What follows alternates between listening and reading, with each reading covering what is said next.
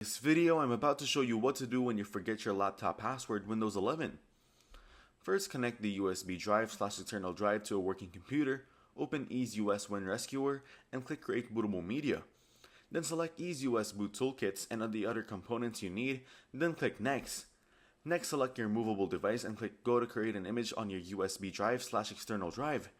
Before making the bootable media, you will receive the warning message. Data will be erased. Click OK to confirm. Connect the created bootable drive to the faulty computer and reboot it by pressing and holding F2/del to enter the BIOS. Then set the wipe bootable drive as the boot disk and press F10 to exit.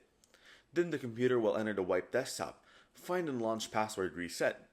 Select your Windows version and choose the Windows account you want to reset. When this prompts, click confirm to continue resetting your Windows password. Wait patiently and you will receive a message that the password has been changed successfully. OK to complete the password reset process. Thanks for watching. Don't forget to like and subscribe.